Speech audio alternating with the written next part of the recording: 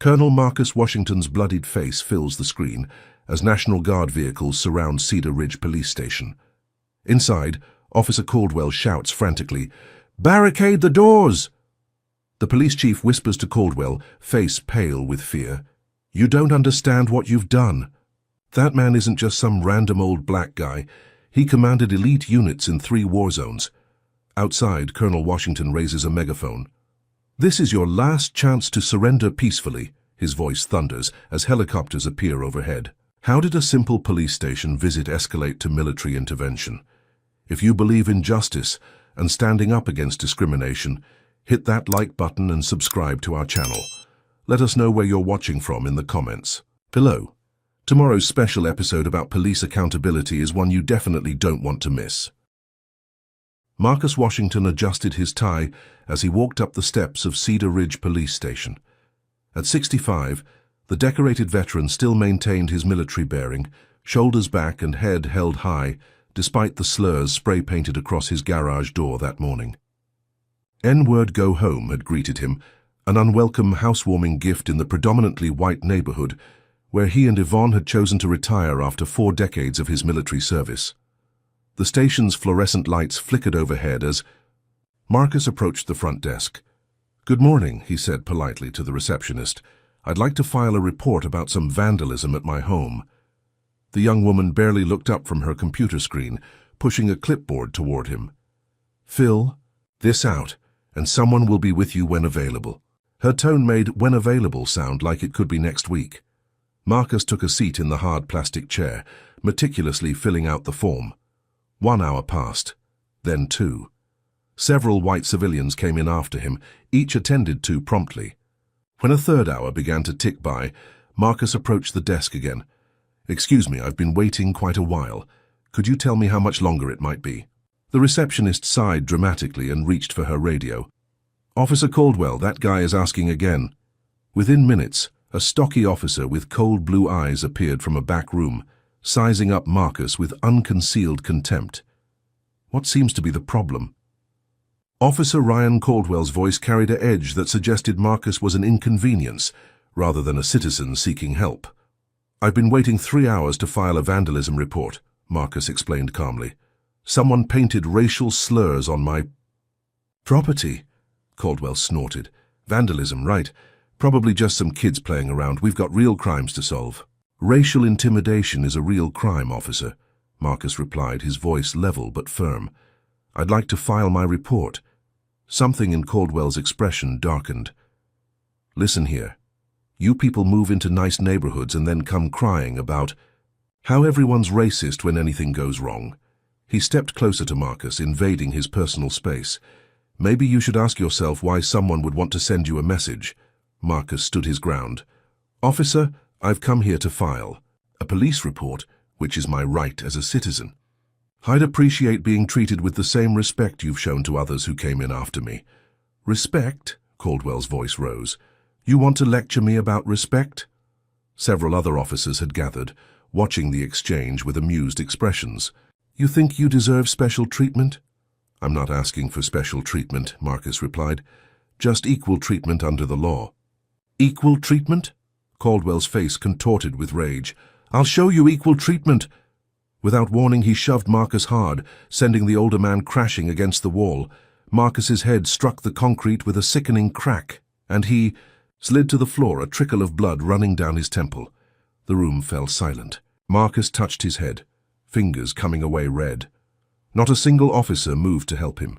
Slowly, painfully, he pulled himself to his feet, straightened his jacket, and looked Caldwell directly in the eyes. "I'd like your badge number, officer." "Caldwell," he said, his voice unwavering despite the blood now staining his collar. "I'll be filing a complaint about this incident." Caldwell laughed, looking around at his colleagues who joined in. "File whatever you want, old man. No complaint against me has ever stuck. You're wasting your time." Marcus memorized the faces of every officer present, noting the name tags, the witnesses, the security cameras in the corners of the room. Without another word, he turned and walked out of the station, maintaining his dignity despite the humiliation and pain. What Caldwell and the others couldn't know, was that Colonel Marcus Washington had commanded elite special operations units in 3 conflict zones. That he'd been awarded the Silver Star for valor under fire. That he'd served as a military strategist with the highest security clearance. That he'd faced racism throughout his career, but had overcome it through excellence and unimpeachable integrity. In his car, Marcus took a moment to press a handkerchief to his bleeding temple. He reached for his phone and scrolled to a contact he hadn't called in years. "Victoria," he said when the call connected. "It's Marcus Washington. I'm going to need your help." 5 days after the assault, Marcus sat across from Police Chief Walter Benson, medical records documenting his concussion in a folder between them. The chief leaned back in his leather chair, a practiced look of concern on his face that didn't reach his eyes. "Colonel Washington, while I understand your frustration, there's simply no evidence to support your claim against Officer Caldwell," Benson said, steepling his fingers. "The security footage from that day experienced a technical malfunction. During the time in question, a convenient malfunction," Marcus observed. "What about the witnesses? There were at least 6 other officers present. I've spoken with everyone on duty. They all report that you became agitated and fell. Officer Caldwell attempted to help you, but you refused assistance." Benson slid a form across the desk. "However, if you're set on making a formal complaint, you're welcome to fill this out." Marcus took the form, noting it was different from standard procedure documents he'd researched. "And what happens to this form after I submit it?" "It will be thoroughly investigated by our Internal Affairs Division," Benson assured him, though his slight smirk told Marcus everything he needed to know. Later that afternoon, Marcus found himself in the austere office of District Attorney Caroline Lopez. The young DA listened to his story with more genuine concern than the police chief had shown, but her response was equally disappointing. "Mr. Washington, I sympathize with your situation, but without evidence there's nothing I can do," she explained. "No footage, no witnesses willing to corroborate your version of events, and Officer Caldwell has an unblemished record." "Unblemished?" Marcus questioned. "Or simply protected? Have you checked how many complaints have been filed against him, particularly from people of color?" Lopez shifted uncomfortably. "Those records are confidential, but I can tell you that no formal charges have ever been pursued against Officer Caldwell." Marcus left the DA's office and spent the next week methodically building his case. He sought out other residents who'd had encounters with Cedar Ridge police. The pattern was unmistakable. Black residents reported harassment, excessive force, and discrimination, while complaints mysteriously disappeared or were dismissed for lack of evidence. Marcus documented everything, creating a timeline of incidents, particularly those involving Caldwell. He tracked down former residents who'd moved away after police encounters, collecting affidavits about their experiences. The picture emerging was of systemic racism, embedded in the department's practices, protected by Chief Benson and enabled by a complacent DA's office. As Marcus's investigation deepened, the intimidation began. Police cruisers drove slowly past his house at all hours.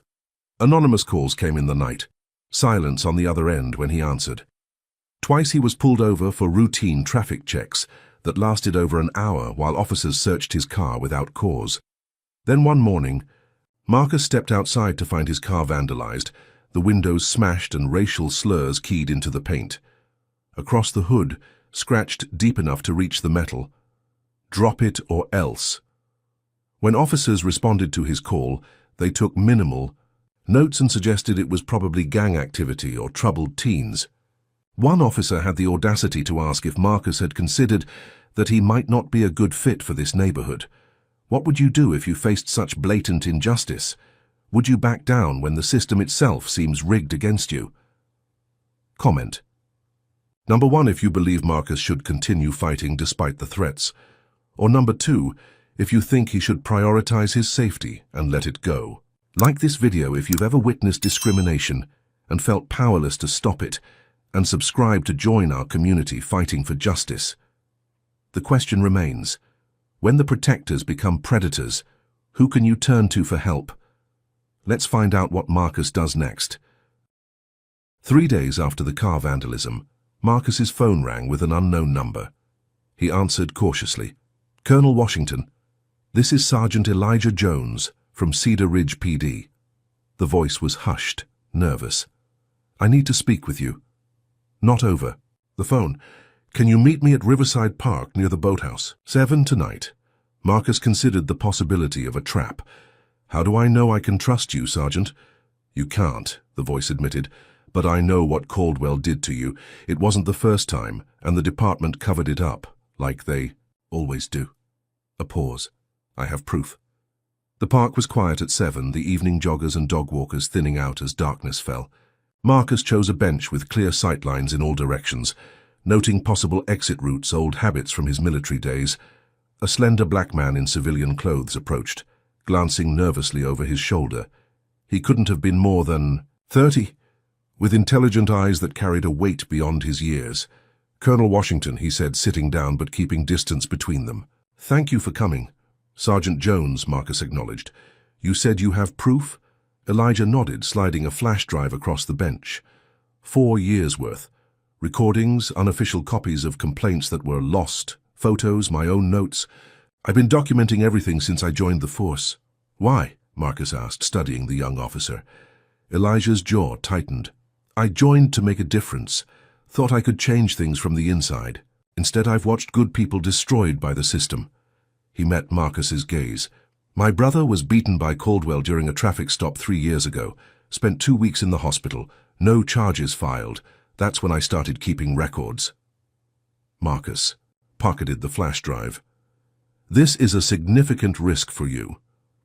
"It's getting worse since you filed your complaint," Elijah confided. "Caldwell and his crew feel untouchable. Chief Benson protects them, and Lieutenant Wilson, he runs the police. Union makes sure any complaint gets buried. You're not just risking your job," Marcus pointed out. "Men like Caldwell are dangerous when cornered." "I know," Elijah said quietly. "But what's the alternative? Let them keep hurting people? Let them keep getting away with it?" He leaned forward. "Look, the Brotherhood is real. They protect their own no matter what. If you go public with this, they'll come after you hard. But maybe someone with your background, your connections, maybe you can break through where others have failed." As they talked, building strategy and reviewing the evidence, neither noticed the unmarked police car that briefly slowed across the street, or the officer inside taking photos. The next morning, Elijah arrived at the station to find his locker vandalized, the word "rat" spray-painted across it. His service weapon had been removed, and when he reported to the sergeant's desk for assignment, he was paired with the department's known racist for patrol in the city's most dangerous district. No backup would be coming if he called. That evening, Elijah called Marcus with shaking voice. "They know someone saw us. It's bad, Colonel. They've reassigned me to night patrols alone. My partner called in sick. My locker was trashed. Wilson pulled me aside and asked how my family was doing. It wasn't a friendly question." "We need to accelerate our timeline," Marcus decided. "I have a contact at the Justice Department. With what you've provided." "I don't know if I have time," Elijah interrupted. "Caldwell cornered me in the locker room, said accidents happen on patrol all the time. Colonel, I'm scared, but I can't back down now." "Listen to me, Sergeant." Marcus used his command voice. "Document everything. Keep your phone recording at all times, and don't take any unnecessary risks. We're going to expose them, but I need you alive to do it." 2 hours later, Marcus's phone rang again. It was a nurse from Cedar Ridge Hospital. Sergeant Elijah Jones had been brought in after his patrol car was forced off Mountain Road by an unidentified vehicle.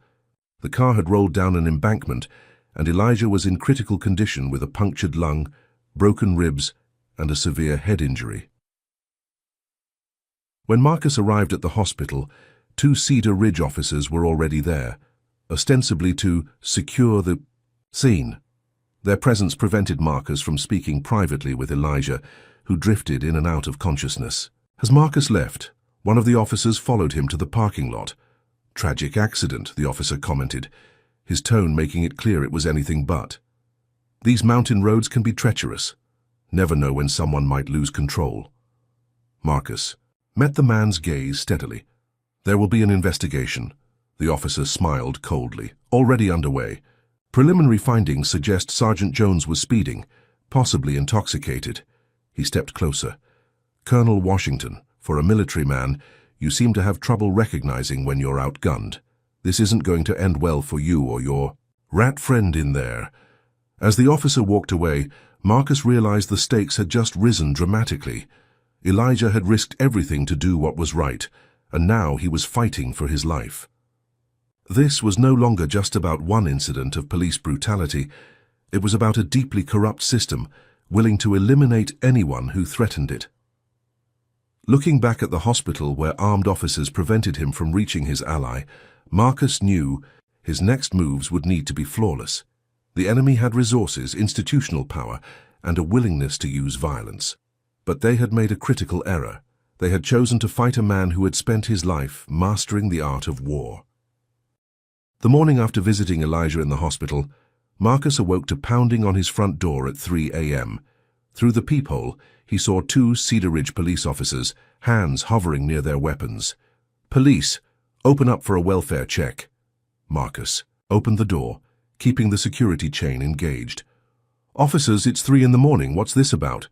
"We received an anonymous tip about a disturbance at this address," one officer said, shining his flashlight directly into Marcus's eyes. "Need to make sure everyone's safe. My wife and I are fine. There's been no disturbance." Marcus kept his voice steady despite the obvious harassment. "Sir, we need to enter the premises to confirm. Police procedure." Marcus knew they had no legal right to enter without a warrant or exigent circumstances, but he also knew refusing would only escalate the situation. "I'll step outside to speak with you, but you're not entering my home without a warrant." The welfare check lasted 45 minutes in the cold night air, with neighbors peering from windows as the officers loudly questioned Marcus about his military service, his mental health, and his issues with authority. This became a pattern. Disruptive visits at all hours, each one carefully calibrated to stay just within legal boundaries, while maximizing Marcus and Yvonne's discomfort and public embarrassment. Meanwhile, Lieutenant James Wilson, head of the police union, launched a more sophisticated attack. Articles began appearing in the local paper, questioning Marcus's mental stability. Sources familiar with the case suggested the decorated veteran might be suffering from PTSD, making him paranoid and prone to misinterpreting innocent interactions as threats. Wilson's campaign extended beyond the media. Officers began questioning Marcus's neighbors about his activities, implying investigations into serious unnamed offenses. Longtime residents began avoiding the Washingtons. Invitations to community events mysteriously dried up. Yvonne, who volunteered teaching literacy at the community center, arrived one day to find her class reassigned to another volunteer due to concerns raised by parents. The center director couldn't meet her eyes when explaining the decision. "It's their playbook," Yvonne told Marcus that evening, fighting back tears of frustration. "I've seen it before in my civil rights work. Isolate, intimidate, discredit. Make the target feel alone and unsupported until they give up or leave." "We won't give up," Marcus assured her, though the strain was showing on both of them. Neither had slept properly in weeks, jumping at every sound, checking locks repeatedly. Their home security cameras captured the next escalation, 2 officers in plain clothes approaching their house at 2 a.m., one keeping watch while the other planted something in the bushes near their front door. Marcus immediately recognized the tactic, but wasn't fast enough to prevent what came next. At 6 a.m., a full tactical team descended on their home, breaking down the door with a battering ram, throwing flashbang grenades, and forcing Marcus and Yvonne to the ground at gunpoint, while officers discovered the planted drugs in their yard. The raid was unnecessarily violent. Marcus was slammed face-first into the floor, despite offering no resistance, aggravating his injuries from Caldwell's original assault. Yvonne was dragged outside in her nightgown, forced to stand barefoot in the yard while neighbors watched. Though the officers found nothing illegal inside the house, and the planted evidence was clearly visible on the Washington security footage, the damage to their reputation was done. The local news covered the raid extensively, with Chief Benson giving a press conference suggesting that while no charges were being filed at this time, the investigation was ongoing. The final blow came when Marcus attempted to access his military pension and benefits, only to discover they had been frozen due to an ongoing investigation into potential violations of military code. The notification came with no details, no timeline for resolution and no clear path to appeal. "They've reached into the military system," Marcus told Yvonne, the paper shaking in his hand. "Someone with serious influence is pulling strings." Have you ever felt the system turn against you? Comment number 1 if you believe powerful institutions sometimes coordinate to silence those who challenge them. Or number 2, if you think Marcus is just experiencing a series of unfortunate coincidences. Drop a like if you admire people who stand up against corruption despite personal risk. And subscribe to join our community, seeking truth and justice. What would you do if your reputation, finances, and safety were all under attack simultaneously? Let's see how Marcus handles this escalating pressure. With his pension frozen and legal bills mounting, Marcus faced increasing financial pressure. Credit cards were maxed out paying for home repairs after the raid, and Yvonne had been unable to find new employment due to the cloud of suspicion hanging over their family. "We might need to sell the house," Yvonne suggested one evening, looking around the home they'd purchased for their retirement after decades of moving from base to base. "Start fresh somewhere else. Running won't solve this," Marcus replied, though the strain was visible in the new lines on his face. "They've shown they're willing to use official channels to pursue us. If we leave without clearing our names, this follows us wherever we go." Their conversation was interrupted by a call from their grandson, Darnell, Yvonne's daughter's son, who was visiting from college. His voice was panicked. "Grandpa, I got pulled over driving your car. These cops, they're roughing me up, saying the car matches a robbery suspect. I'm at Cedar Ridge Station. They won't let me call Mom or a lawyer." Marcus and Yvonne rushed to the station, where they found Chief Benson and Officer Caldwell waiting with self-satisfied expressions. Darnell was nowhere in sight. "Where is my grandson?" Marcus demanded. "The young man matching a robbery suspect description?" "He's being questioned," Caldwell replied with a smirk. "Standard procedure. He's a 20-year-old college student who was driving my registered vehicle with my permission," Marcus said. "You know exactly who he is. Can't be too careful these days," Benson interjected smoothly. "So many young men involved in crime, especially from certain backgrounds." "I want to see him now," Marcus insisted. "He has the right to an attorney." "Rights?" Caldwell laughed. "You still don't get it, do you? Nobody here cares about your rights. Your grandson was driving erratically, resisted officers, and had what might have been drug residue in the vehicle." "That's complete fabrication," Yvonne said, her attorney's instincts kicking in despite her fear. "We'll sue this department into oblivion." "Good luck with that," Benson replied. "Meanwhile, your grandson remains in our custody. Could be hours before processing is complete. Unless—" He let the word hang in the air. "Unless what?" Marcus asked, already knowing the answer. "Unless you drop this crusade of yours," Benson said quietly. "Sign a statement that your complaint against Officer Caldwell was a misunderstanding. Apologize. Publicly. Then maybe we find that the evidence against your grandson isn't as compelling as initially thought." 4 hours later, after Marcus reluctantly signed a prepared statement, Darnell was released. The visible bruises on his face and wrists told the story his shaken silence didn't. As they left the station, Caldwell followed them into the parking lot. "Hey, Washington," he called. "Forgot to give you something." When Marcus turned, Caldwell shoved him hard, sending the older man tumbling down the concrete steps at the station entrance. Marcus felt something crack in his shoulder as he fell, pain exploding through his body. "Clumsy old man," Caldwell commented loudly. "Someone should take away his driver's license before he hurts himself."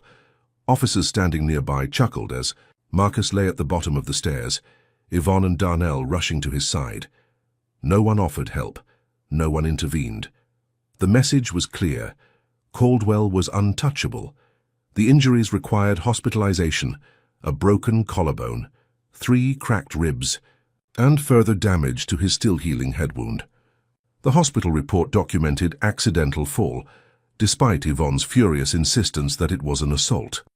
While in the hospital, Marcus learned that Sergeant Elijah Jones had been terminated from the police force for evidence tampering. The department claimed he had fabricated the documentation he'd been collecting.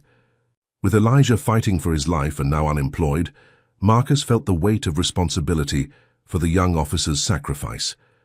Lying in the hospital bed, body broken and spirit nearly crushed, Marcus came to a realization. Conventional methods weren't working against this deeply entrenched corruption. Every attempt through official channels had been blocked. Every piece of evidence mysteriously disappeared. Every witness was intimidated into silence. He reached for his phone and dialed, a number he hadn't used in a professional capacity for years. "Victoria," he said when the call connected. "This is Colonel Washington. I need to activate Operation Safeguard." There was a pause on the other end. "Marcus, that protocol was established for extreme circumstances only." "I know," Marcus replied, his voice steady despite the pain medication clouding his thoughts. "The circumstances have become extreme." Fort Bridger, 2003. Dust swirled around the Black Hawk helicopter as it touched down in the forward operating base. Major Marcus Washington jumped out, ducking under the still spinning rotors, and rushed toward the command tent where Captain Victoria Hammond waited with intelligence updates. "The informant confirmed it," she reported without preamble. "High-value target is moving through Sector 7 tonight. Small security detail, 2 vehicles." Marcus studied the satellite imagery. "We can intercept here," he indicated a narrow pass. "Your team takes point, mine provides backup." Later that night, as the operation unfolded, everything went sideways. The small security detail turned out to be 36 heavily armed fighters. Hammond's team was pinned down, taking heavy fire from multiple directions. Against direct orders to hold position, Marcus led his unit into the kill zone, creating a diversion that allowed Hammond's team to reach cover. In the process, he took a bullet to the thigh but continued directing the extraction until every soldier was accounted for. When the dust settled, the mission was deemed a success, the target captured, intelligence secured, but the official report never mentioned how close they'd come to disaster, or how Marcus had disregarded protocol to save Hammond's team. 22 years later, Major General Victoria Hammond listened intently as Marcus detailed the corruption and violence he'd uncovered in Cedar Ridge. "Racist cops are unfortunately not uncommon, Marcus," she said when he finished. "But what you're describing goes beyond prejudiced policing. This sounds like organized criminal activity operating under color of law." They sat in a private room at the Veterans Affairs Hospital where Marcus was recovering from his fall. Hammond had come immediately when he called, driving 3 hours from her command at the state's National Guard headquarters. "I need your help, Victoria," Marcus said plainly.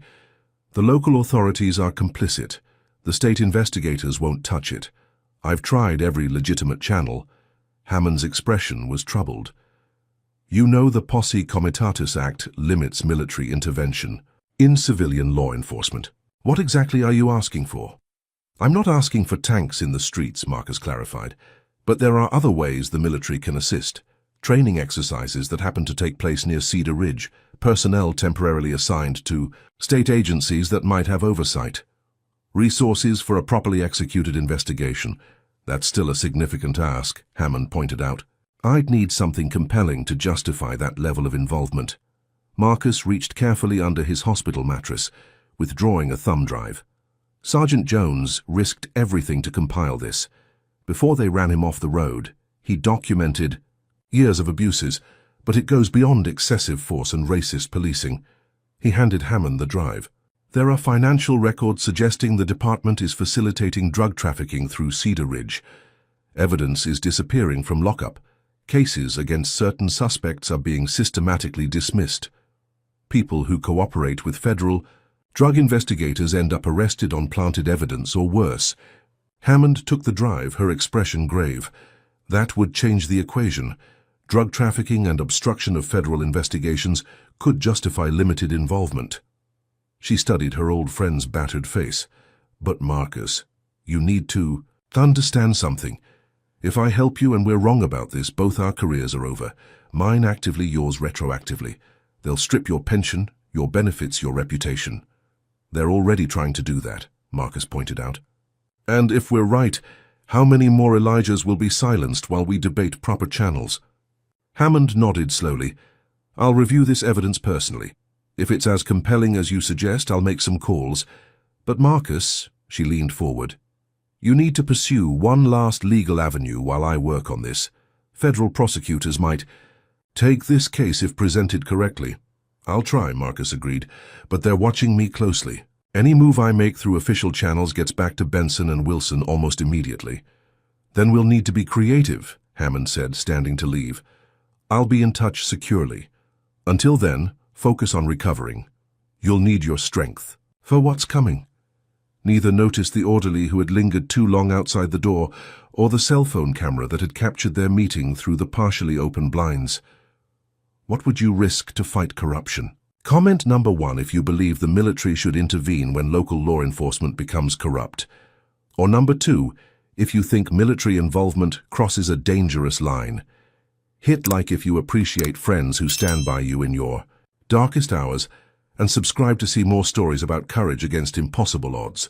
The question remains, when those with power abuse it systematically, does fighting back require extraordinary measures? Let's see what happens when Marcus takes his evidence to federal authorities.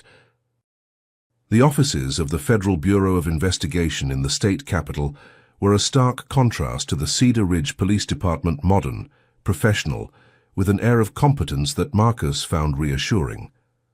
Assistant U.S. Attorney Dominic Rivera listened carefully as Marcus presented the evidence Elijah had collected, occasionally asking clarifying questions, but otherwise allowing the full story to unfold without interruption.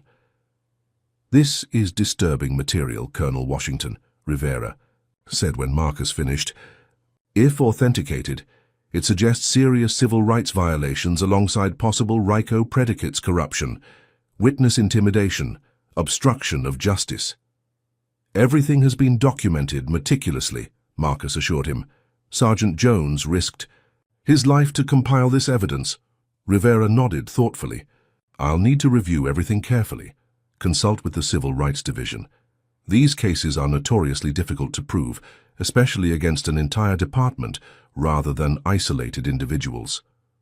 He glanced at his watch. "I can't promise immediate action, but I'll expedite the preliminary review. Can you return on Friday?" Marcus left feeling cautiously optimistic for the first time in weeks. The federal prosecutor hadn't dismissed him outright, hadn't made excuses about jurisdiction or resources. Friday might bring the breakthrough they needed. 3 days later, as Marcus prepared to leave for his follow-up meeting, Yvonne called out from the living room, where the local news was playing. "Marcus, you need to see this." On screen, Chief Benson stood at a podium, flanked by Lieutenant Wilson and Officer Caldwell. The ticker at the bottom read, "Cedar Ridge Police announce anti-corruption investigation. The department has uncovered disturbing evidence of an attempt to undermine law enforcement in our community," Benson announced gravely. "A conspiracy involving a former officer with personal grievances and outside agitators seeking to destabilize our city with false allegations." The camera cut to photos of Marcus and Elijah side by side, presented like mugshots. These individuals have fabricated evidence, intimidated officers, and attempted to obstruct ongoing police operations. "We have obtained warrants and will be pursuing all legal remedies against those involved in this dangerous conspiracy." Marcus's phone rang Rivera, cancelling their meeting. "New information has come to my attention," the federal prosecutor said, his tone now formal and distant. "I need to reconsider the appropriate course of action. I'll be in touch when I've completed my review." The call ended before Marcus could respond. Moments later, his phone rang again, an automated message from his attorney warning that a warrant had been issued for his arrest on charges of threatening law enforcement officers and conspiracy to obstruct justice. "They're moving faster than we anticipated," Marcus told Yvonne. "Someone leaked our meeting with Rivera." "What do we do?" Yvonne asked, fear evident in her voice. "Accelerate our timeline," Marcus replied, already dialing Hammond's secure number. "Victoria, they've obtained warrants. We need to move now." "I've reviewed the evidence," Hammond responded. "It's compelling, Marcus. I've made preliminary arrangements, but I need more time to secure proper authorization." "We may not have time," Marcus warned. "They're coming for me, and likely for Jones next." "Stall them," Hammond advised. "Legal delays, whatever you can. Manage. I need 48 hours. Before Marcus could respond, the house lights went out. Through the window, he saw police vehicles surrounding their home, officers in tactical gear moving into position. "They're here," he told Hammond, then turned to Yvonne. "Remember the plan. No matter what happens, follow the protocol we discussed." The front door splintered under the battering ram. Flashbang grenades exploded in the entryway, filling the house with blinding light and deafening sound. Officers poured in, weapons drawn. Marcus and Yvonne were forced face down on the floor, roughly handcuffed despite offering no resistance. Caldwell personally yanked Marcus to his feet, aggravating his still healing injuries. "Search everywhere," Wilson ordered as he entered. "Find the evidence he's collected." The search was destructive and thorough. Furniture was overturned. Walls were punched open, floorboards pried up. In the basement, an officer emerged with a black case. "Lieutenant, found something." Wilson opened the case to reveal an assortment of weapons, none of which belonged to Marcus. "Well, well," Wilson smirked. "Looks like our conspiracy theorist was planning something violent. And is that gunshot residue on your hands, Colonel?" "Those aren't my weapons," Marcus stated calmly. "You planted them just like you planted the drugs last time." "A jury will see differently," Wilson replied, "especially when they hear about the threatening calls you made to Officer Caldwell. Fortunately, he recorded them." Marcus was transported to the station alone, separated from Yvonne, who was taken in a different vehicle. At the station, he was placed in an interrogation room, where Caldwell and 2 other officers were waiting. "No cameras in here," Caldwell informed him with a chilling smile. "Maintenance issue, could take days to fix." What followed was a calculated beating, careful to avoid visible injuries, focused on Marcus's existing wounds. Caldwell seemed to take particular pleasure in targeting the broken collarbone, applying just enough pressure to cause excruciating pain without leaving new marks. "This is just the beginning," Caldwell promised, as Marcus fought to remain conscious. "Your wife is in the next room. Maybe she needs the same lesson about respecting police authority. Touch her and there's nowhere you'll be safe," Marcus managed, his voice strained but unwavering. Wilson entered, assessing the situation with clinical detachment. "That's enough for now. We need him coherent for processing." He leaned down to meet Marcus's gaze. "Here's how this plays out, Colonel. You're going to be charged with multiple felonies. No judge in this jurisdiction will grant bail given the evidence we've found. Your trial will be delayed repeatedly while you sit in a cell. Meanwhile, your reputation, your finances, your life as you knew it all gone." "Unless," Marcus prompted, knowing the extortion was coming, "unless you sign a full confession admitting you fabricated everything about police misconduct in Cedar Ridge. You'll plead to reduce charges, serve minimal time, but most importantly, the investigation ends permanently." Left alone in the cell, Marcus took inventory of his situation. His body was broken, his home destroyed, his reputation in tatters. The system he had believed in, had fought to protect for 4 decades, had turned against him completely. Every legitimate avenue had been corrupted or blocked. Through the small window in his cell door, he could see Caldwell at the desk, laughing with the other officers, occasionally glancing toward Marcus with undisguised contempt. "No one will believe. You over an entire police department," Caldwell called out, noticing Marcus watching. "You're just an old man with a grudge. By the time this is over, people will forget you ever existed." But what Caldwell couldn't see was Marcus mentally calculating angles, assessing resources, identifying vulnerabilities, the same strategic thinking that had kept his units alive in the most hostile territories on Earth. The same tactical mind that had earned him his command. The same disciplined intellect that never, ever gave up. "Visitor for Washington," a board officer announced the next morning, unlocking Marcus's cell. 20 minutes. Marcus expected his attorney or perhaps Yvonne. Instead, a young black woman in a crisp blazer was waiting in the visitation room, a press badge hanging around her neck. "Colonel Washington? I'm Tasha Williams, Cedar Ridge Chronicle." She spoke professionally but quietly. "I'd like to ask you some questions about the charges against you." Marcus studied her warily. The local paper had been running Chief Benson's version of events without question for weeks. "I have nothing to say without my attorney present." Tasha glanced at the guard, then slid her notepad across the table. On it was written, Elijah Jones contacted me before his accident. I have everything. Guard can't hear us if we speak quietly. Marcus's expression remained neutral, but he leaned forward. Slightly. What exactly do you want to know, Ms. Williams? Let's start with your military background, she said aloud while writing on her pad. They can't hold you forever. Your wife is safe released on bail this morning. We need to coordinate. For the next 15 minutes, they conducted 2 conversations. Simultaneously, one for the guard's benefit about Marcus's service record, another in whispered exchanges and written notes about their strategy. Elijah gave me everything before they came after him, Tasha murmured. I've been verifying it independently, cross-referencing with court records, police reports, hospital admissions. It's all true, Colonel. The pattern of abuse, the cover-ups, the missing evidence. Why haven't you published it? Marcus whispered back, waiting for the right moment. My editor is cautious, wants ironclad verification before taking on the entire police department.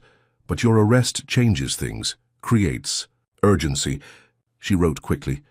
Your wife is working with your attorney on emergency hearing. I publish expose day before. As their time wound down, Tasha slipped him something under the notepad, a small recording device disguised as a pen. For my article, On Veterans in Crisis, she said loudly. Would you mind describing your combat experiences? Marcus understood immediately. He tucked the device discreetly into his sleeve as he began talking about his military service for the guard's benefit. That night, when Caldwell and his cronies returned to continue their intimidation, the device captured every threat, every admission, every instance of abuse. Marcus deliberately provoked them into revealing more than they intended, taking additional beatings to secure the evidence he needed. Oh, you think this is bad? Caldwell taunted after a particularly vicious session. We've got friends in the state prison who'll make this look like a spa treatment. Accidents happen to prisoners all the time, especially cop-haters like you. Chiefs.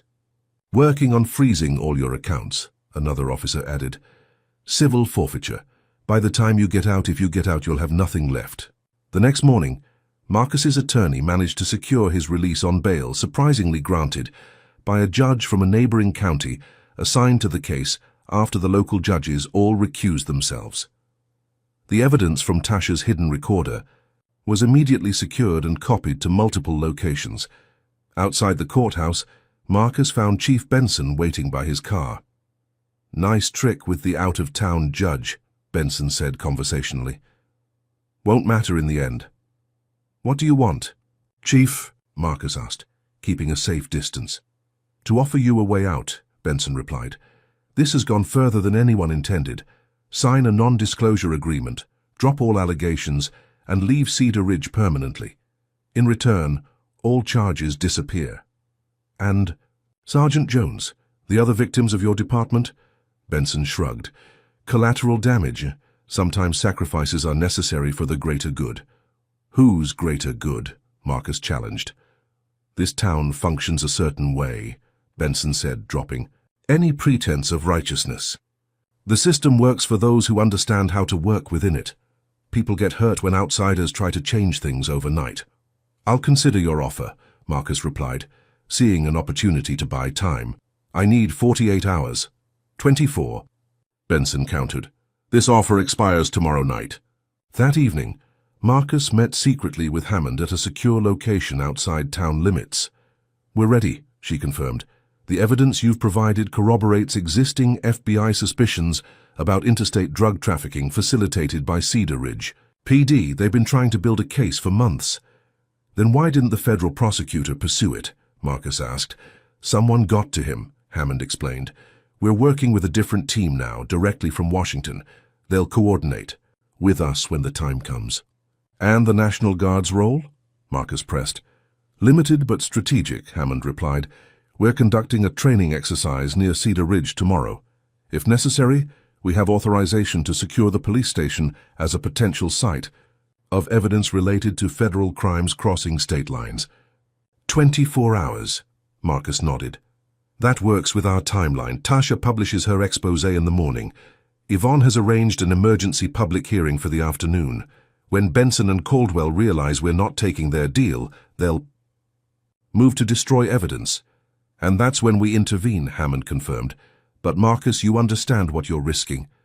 If this goes wrong, I was already destroyed, Marcus said quietly. But if it works, we save the next Elijah Jones, and the one after that. Have you ever reached a point where you had to risk everything for justice? Comment number 1. If you believe sometimes extraordinary measures are necessary to fight corruption, or number 2, if you think working within the system is always the better approach. Like this video if you admire people who coordinate smart strategies against overwhelming odds, and subscribe to see more stories of courage against corruption. The question remains, with all these moving parts in Marcus's plan, can he outmaneuver an entire corrupt system? Or will someone else pay the ultimate price in this dangerous game? Let's find out as the strategy unfolds. The Cedar Ridge Chronicle's website crashed within minutes of Tasha's exposé going live. Decades of abuse. Cedar Ridge Police Department's reign of terror documented, read the headline, accompanied by photos, recordings, and meticulously organized evidence collected by Elijah Jones and independently verified by Tasha's investigation. The story was immediately picked up by national news outlets. By mid-morning, cable news vans were parked outside the police station, reporters shouting questions at officers coming and going. Chief Benson scheduled an emergency press conference, his usual confident demeanor noticeably strained. "These allegations are categorically false," he declared to the assembled media. "This is a coordinated attack on law enforcement by individuals, with personal vendettas and a political agenda. The department will be pursuing legal action against the Chronicle for defamation." Behind the scenes, the public reaction was forcing District Attorney Caroline Lopez's hand. She announced her office would conduct an impartial review of the allegations, though her carefully worded statement stopped short of promising any specific action against the officers involved. At 2 o'clock, the emergency public hearing convened. At City Hall, the room was packed with citizens, journalists, and a significant police presence. Marcus took the stand first, his injuries still visible as he methodically detailed his experiences, presented the recording of his jailhouse beating, and outlined the pattern of intimidation against his family. "This is not about one incident or one officer," he explained to the riveted audience. "This is about a systemic failure that has allowed racism and corruption to flourish unchecked for decades." When Chief Benson took the stand to respond, his strategy became clear: deny everything, attack the accusers. "Colonel Washington has fabricated this entire narrative after a minor incident where he became confrontational with officers," Benson claimed. "Officer Caldwell has an exemplary record spanning 15 years with our department. Lieutenant Wilson produced witness statements from officers, all corroborating Benson's version of events. Furthermore," Wilson added, "we have evidence suggesting Colonel Washington may have inflicted some of these injuries on himself to support his false narrative." Outside, the police union had organized a show of support. Officers from neighboring jurisdictions stood shoulder to shoulder, blue line flags waving, creating a wall of uniformed solidarity around the building. As the hearing continued, Marcus received a text from Tasha. "My office raided, all computers seized, editor receiving threats." Minutes later, another message from Yvonne. "Witnesses backing out, someone's intimidating them." By the time the hearing adjourned for the day, the momentum had shifted. DA Lopez approached Marcus privately, her expression troubled. "I'm sorry, Colonel. I wanted to believe you, but the evidence they've presented, I'm not sure I can pursue this case any further." "They manufactured that evidence," Marcus insisted, "just like they've been doing all along." Lopez couldn't meet his eyes. "Perhaps, but it's their word against yours, and they have the badges, politics being what they are." She trailed off. That evening, as Marcus reviewed their dwindling options, with Yvonne in their hotel room, his phone rang with devastating news. Tasha Williams had been arrested while pursuing a lead, charged with obstruction of justice and interfering with a police investigation. Her office had been thoroughly searched, computers and files confiscated, sources compromised. "They're seized everything," his contact at the newspaper reported. "Editors backing down, talking about a retraction. Someone got to the publisher, threatened the paper's advertising contracts with the city." Before Marcus could fully process, This setback, another call came through the hospital. Elijah Jones, who had been showing signs of recovery, had been found dead in his room. The preliminary report called it suicide, claiming he had somehow managed to hang himself despite his injuries and the supposed monitoring of hospital staff.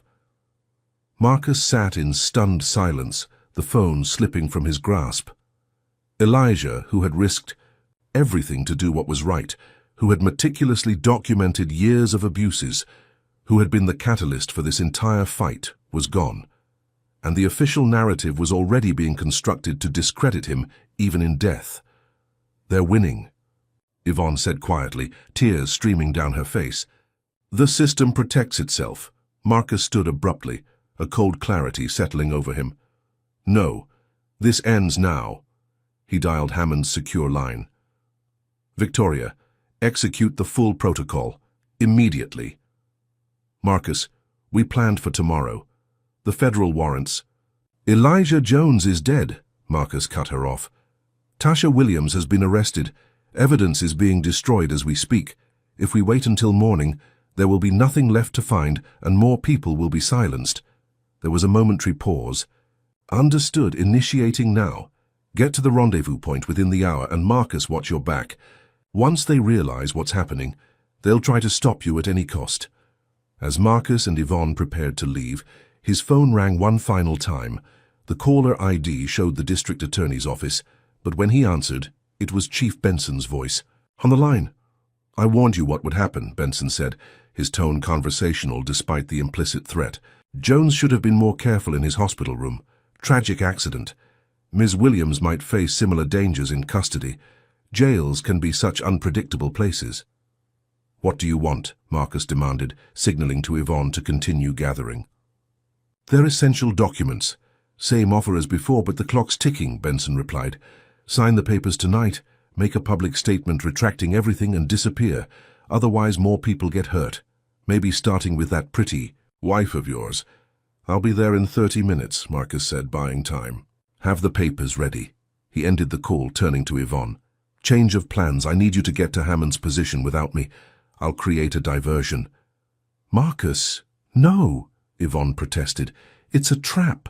They'll kill you and call it suicide, just like Elijah." "They'll be expecting both of us to run," Marcus explained, the tactical commander evident in his voice. "I'll make them think I'm surrendering while you get clear. Hammond needs someone who can identify the key evidence before it's destroyed." As a former civil rights attorney, Yvonne understood what was at stake. With reluctance, she agreed to the plan, memorizing the route to the secure location, while Marcus prepared for what might be his final confrontation with the corrupt force that had already taken too many lives. Marcus approached the Cedar Ridge police station alone, watching officers scramble into defensive positions as word of his arrival spread. Though he appeared to be surrendering, his true purpose was creating the diversion Yvonne needed to reach Hammond safely. The station lobby was unusually crowded for the late hour. Officers who normally avoided night shifts had been called in, their nervous energy palpable. Chief Benson emerged from his office, a manila folder in hand containing what Marcus assumed was the non-disclosure agreement. "Colonel Washington." Benson greeted him with artificial cordiality. "I'm glad you've decided to be reasonable." "Where's the district attorney?" Marcus asked, scanning the room for Lopez. "She was unfortunately called away on urgent business," Benson replied smoothly. "But she's fully authorized me to handle this matter." Something in Benson's tone triggered Marcus's instincts, a hint of satisfaction that seemed disproportionate to the situation. "Called away or warned away?" Marcus pressed. Benson's smile tightened. "Let's just say D.A. Lopez understands the bigger picture now. She made the right choice for her career." He gestured toward his office. "Shall we?" As they walked, Marcus discreetly checked his watch. 15 minutes since he'd left Yvonne. She should be well on her way to the rendezvous point, but he needed to keep Benson distracted longer to ensure Hammond's operation could commence. In the chief's office, Caldwell and Wilson were waiting, along with a man Marcus didn't recognize. Middle-aged, expensive suit, the air of someone accustomed to authority. "This is State Attorney General Philip Mercer," Benson introduced him, He's here to personally witness your statement and ensure all legal requirements are satisfied. Marcus concealed his surprise. The state's top law enforcement official was here at midnight to oversee a local police matter. The corruption clearly reached higher than he'd anticipated. "Before I sign anything," Marcus said, taking a seat despite no invitation being offered, "I want assurances that Tasha Williams will be released immediately." Caldwell scoffed. "You're not in a position to make demands." "Actually," Mercer interjected, "that's a reasonable request. Ms. Williams can be released on bail pending review of the charges." His practiced politician's smile revealed nothing. "We want resolution, Colonel, not unnecessarily antagonism." The negotiation continued for nearly 30 minutes, Marcus deliberately raising minor objections to each clause of the agreement, requesting revisions, questioning wording. Each delay was another minute for Hammond to position her forces, another minute for Yvonne to reach safety. Finally, Benson's patience expired. "Enough stalling, Washington. Sign the papers or walk away, but understand the consequences if you choose the latter." Marcus reached for the pen, appearing to capitulate, when his phone vibrated with a text from an unknown number. "We have evidence Lopez betrayed you. She revealed your entire plan to Benson yesterday. Safe house compromised. Why being followed?" His eye. Hesitation must have been visible because Caldwell suddenly lunged across the desk, grabbing the phone. "What's this?" he demanded, reading the message. His face split into a predatory grin. "Chief, looks like our friend's wife didn't make it to her destination." Benson reviewed the message, then nodded to Wilson, who spoke quietly into his radio.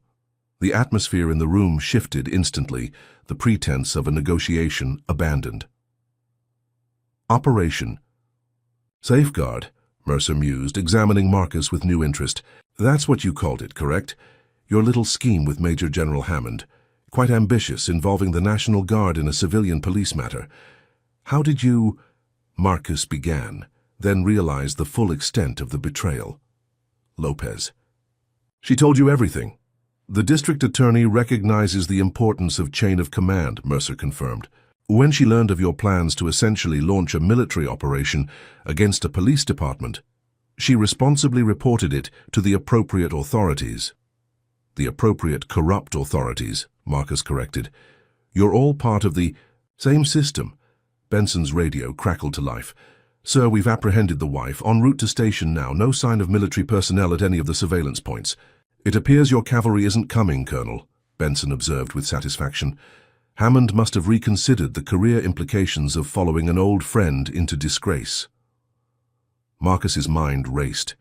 If Yvonne had been captured and there was no sign of Hammond's forces, something had gone catastrophically wrong. Had the entire operation been compromised? Was Hammond backing out? Or had she been blocked by higher authorities alerted by Mercer? "Now let's discuss your actual situation," Mercer continued, dropping all pretense of legality. "You're facing multiple felony charges, including conspiracy against law enforcement, weapons charges, and potentially terrorism, given your attempt to utilize military assets against civilian authorities." "Those weapons were planted," Marcus stated flatly. "Every charge is fabricated." "Irrelevant," Mercer dismissed.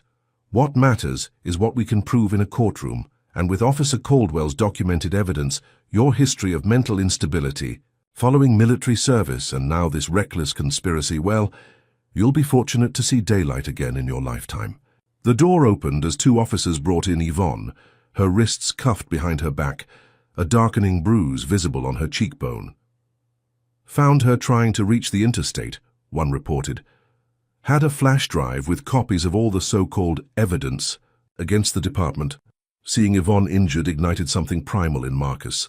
He started to rise, only to find Caldwell's hand heavy on his shoulder, pushing him back into the chair.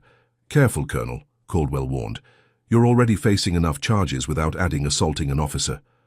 Marcus locked eyes with Yvonne, a silent communication passing between them, the recognition that they had exhausted every option within the system. Every legal avenue had been blocked, every potential ally compromised or intimidated. The corruption was too deeply entrenched, reaching to the highest levels of state government. "What happens now?" Marcus asked quietly. "Now you both go to jail," Benson explained. Given the serious nature of the charges, you'll be held without bail pending trial. During that time, evidence will unfortunately be misplaced. Witnesses will reconsider their statements, and eventually, the case will collapse from lack of evidence. But not before you've spent months or years in custody. Unless, Marcus prompted, knowing there was more. Unless you give us everything, every copy of Jones's evidence, every contact you've made, every reporter, every federal agent, and then disappear. Leave the state, leave your pension, leave this fight behind permanently. Marcus appeared to consider the offer, his shoulders slumping in defeat. I need a moment with my wife. Surprisingly, Benson agreed, instructing the officers to remove Yvonne's handcuffs and give them 2 minutes alone, though they remained in the glass-walled office, visible to everyone in the bullpen. I'm sorry, Marcus whispered once they had a semblance of privacy. I thought we could beat them. You have nothing to apologize for, Yvonne assured him, taking his hands in hers. We knew the risks. Marcus nodded almost imperceptibly toward his watch. It's nearly midnight. Remember what we promised each other on our anniversary? Yvonne's eyes widened slightly in recognition. That no matter what happens, we face it together. Exactly, Marcus confirmed, squeezing her hands before releasing them as Benson and the others returned. Time's up, the chief announced. What's your decision, Colonel? Marcus stood, drawing himself to his full height, military bearing evident despite his injuries. I surrender, he said simply. Wise choice, Mercer nodded, signaling to the officers. Process them both. Separate cells, no visitors, no phone calls. As Marcus was handcuffed and led from the office, he noticed a subtle change in the atmosphere of the station officers, moving with increased urgency, radios crackling with confused reports from patrols. Something was happening beyond the walls of the station, something that had Benson checking his phone with growing concern. In the processing area, while Caldwell was gloating over his victory, Marcus caught a glimpse of the dispatch monitor showing multiple units being redirected to the eastern edge of town. The time stamp on the most recent order, 23:58. 2 minutes before midnight, Hammond hadn't abandoned the plan. She had adapted it. Something's wrong, Wilson announced, bursting into the processing area where Caldwell was deliberately taking his time booking Marcus. We've lost contact with Units 3 and 7 near the highway. Caldwell barely looked up from his paperwork. Probably radio issues. Those old cruisers have terrible equipment. Units 4 and 9 aren't responding either, Wilson insisted. And there's unusual traffic on the scanner, multiple vehicles moving in formation toward town. This caught Benson's attention as he entered from his office. What kind of vehicles? Before Wilson could answer, the station's lights flickered once. Twice, then stabilized. The computer screens at the dispatch desk went black momentarily before rebooting. What the hell was that? Caldwell demanded. Generator kicked in, the desk sergeant reported, checking systems. Main power's been cut. We're on backup. Benson moved quickly to the window, pulling back the blinds to see the street beyond. His face paled. Mother of God. Outside, visible in the glow of streetlights, a line of military vehicles had established positions surrounding the station. National Guard troops in full tactical gear were deploying in precise formation, setting up perimeters and checkpoints on every approaching street. This is impossible, Mercer spluttered, joining Benson at the window. I spoke directly to the governor. He assured me the guard would stand down. Marcus allowed himself a small smile despite his handcuffed position. You spoke to the governor. Hammond spoke to the Department of Justice. The station's radio crackled to life with an unfamiliar voice. Attention Cedar Ridge Police Department. This is Major General Victoria Hammond, commanding the 42nd Military Police Brigade. This station is now under federal jurisdiction as part of an ongoing investigation into civil rights violations and interstate drug trafficking.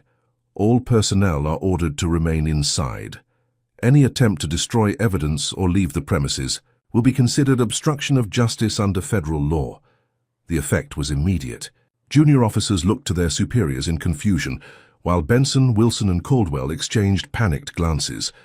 Mercer's political instincts kicked in immediately. He began edging away from the others, already constructing his denial of involvement. This is illegal, Benson declared, grabbing the radio. "General Hammond, you have no authority over this department. The National Guard cannot intervene in civilian law enforcement matters. This operation is being conducted under federal authority," Hammond's calm voice replied.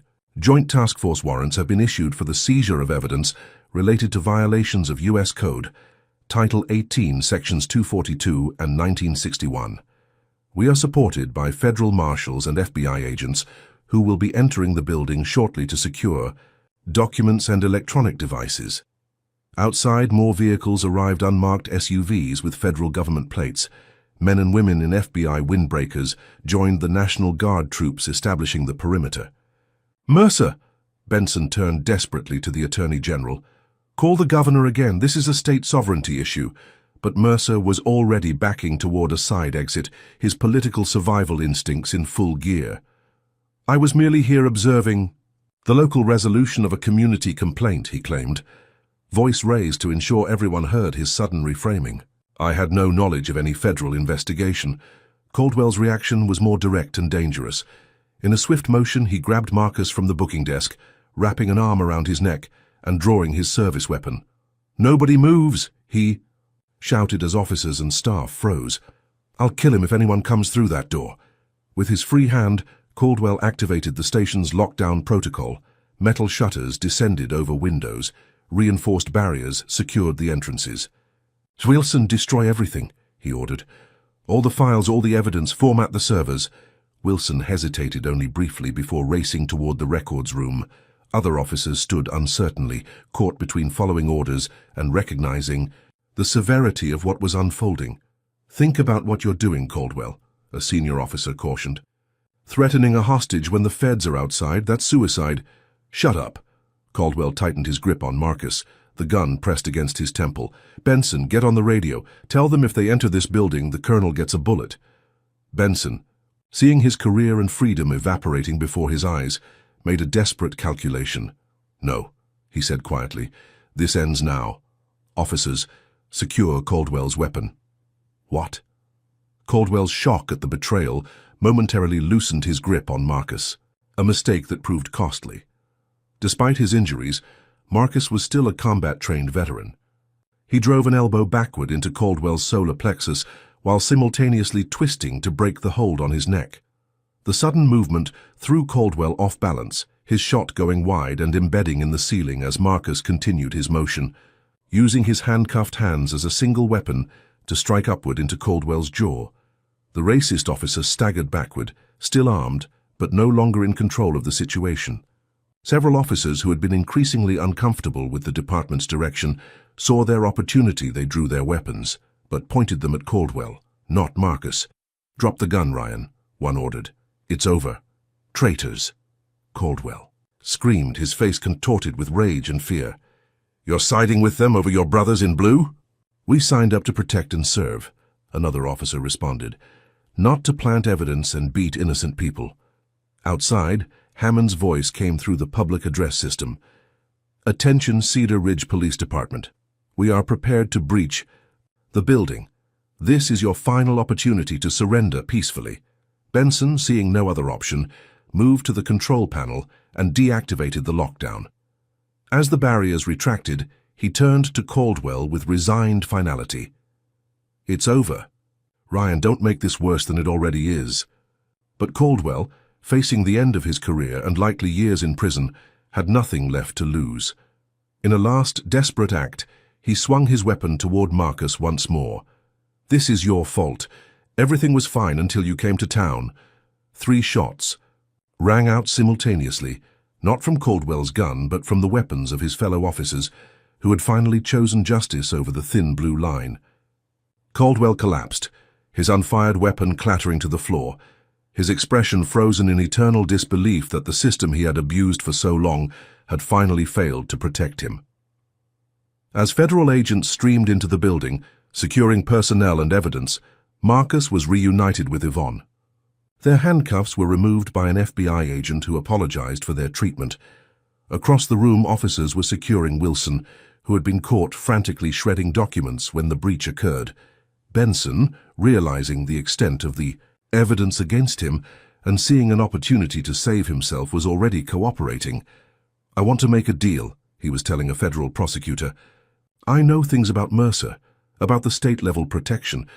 I can give you names, dates, operations going back years." Hammond found Marcus amidst the controlled chaos, medical personnel already attending to his injuries. "Sorry about the timing," she said with the ghost of a smile. "Your message reached me after Lopez compromised the original plan. We had to restructure the entire operation, bring in federal authorities directly." "You didn't abandon the mission," Marcus noted gratefully. "Leave no man behind," Hammond reminded him, their old military code. "When Lopez revealed your plan to Mercer, it actually accelerated our timeline. The Department of Justice had been building a case against this department for months, but lacked direct evidence. When Mercer made calls trying to shut down our operation, he implicated himself and several state officials. The Attorney General authorized immediate action.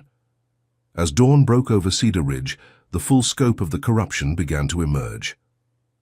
FBI. Agents discovered not only evidence of civil rights violations, but extensive documentation of the department's involvement in drug trafficking, protection rackets, and systematic evidence tampering that had sent innocent people to prison while allowing connected criminals to operate freely. In a quiet moment, as Marcus watched federal agents box evidence that would dismantle the corrupt system piece by piece, he thought of Elijah Jones, whose courage and sacrifice had made this moment possible. Though Jones hadn't lived to see justice served, his meticulous documentation would be the foundation upon which a new, more just system could be built. 6 months after the dramatic raid on Cedar Ridge Police Station, Marcus Washington stood at the podium in the town's renovated civic center. Behind him sat newly appointed police leadership, federal oversight officials, and most importantly, community representatives who would serve on the department's Transparency Committee. "Today marks not an ending but a beginning," Marcus told the assembled citizens and press. "Cedar Ridge has the opportunity to become a model for police reform, where accountability and community service are not just slogans, but daily practice." The investigation following the raid had revealed corruption far beyond what even Marcus had suspected. 17 officers faced federal charges ranging from civil rights violations to drug trafficking. Chief Benson, cooperating to reduce his sentence, had provided evidence implicating state officials including Attorney General Mercer, who was now under indictment himself. Lieutenant Wilson had received the harshest sentence, 30 years without parole, for orchestrating Elijah Jones's murder, classified as a federal hate crime and obstruction of justice. The investigation had uncovered Wilson's text messages ordering officers to silence the rat permanently and arranging for an accident in Jones's hospital room. District Attorney Lopez, whose betrayal had nearly derailed everything, had resigned. In disgrace after evidence emerged of her accepting bribes to drop cases against connected defendants. She would serve 5 years for corruption and obstruction of justice. For Marcus and Yvonne, the victory had come at significant cost. Their home had been destroyed in the raid, their savings depleted by legal expenses. Marcus's injuries from multiple assaults had left him with chronic pain and limited mobility in his right shoulder. Yet today, watching the community begin its healing process, those sacrifices seemed worthwhile. After the ceremony, Marcus visited Cedar Ridge Cemetery, where a new monument honored Elijah Jones, posthumously recognized for his courage in documenting years of abuse. The young sergeant's family had received both a formal apology from the federal government and a substantial settlement, though nothing could truly compensate for their loss. "He would be proud today," said a voice behind Marcus. He turned to find Tasha Williams, the journalist whose expose had helped break the case open. After her false arrest, she had become a national figure, her coverage of police reform earning consideration for journalism's highest awards. "I think he would," Marcus agreed. "But he'd also remind us how much work remains." That work was already underway. Marcus had established the Elijah Jones Foundation for Police Accountability, using his military connections to secure funding and political support. The foundation provided training for officers on bias-free policing, supported whistleblowers exposing misconduct, and offered legal assistance to victims of police abuse. Major General Hammond had been instrumental in developing a new emergency response protocol for situations where local law enforcement became compromised by corruption. The Washington Protocol, as it was informally known in military circles, created clear guidelines for appropriate military support of federal investigations into systemic civil rights violations. Back home, a modest new house on the outskirts of Cedar Ridge, Marcus and Yvonne hosted a small gathering of those who had stood with them through the darkest days. Hammond was there, as were several former officers who had chosen to testify against their corrupt colleagues. Tasha Williams brought her editor, who had found his courage after the federal intervention validated her reporting. Most poignantly, Elijah's family attended his mother, sister, and the brother who had been beaten by Caldwell years earlier, catalyzing Elijah's decision to document the department's abuses. "My son always believed the system could work if enough good people fought for it," Mrs. Jones told the group, her dignity undiminished by grief. "Even when I told him it was hopeless, that nothing would change, he kept faith." "He was right to keep faith," Marcus assured her, gesturing to the diverse gathering. "This is proof that change is possible, that justice can prevail even against the most entrenched corruption."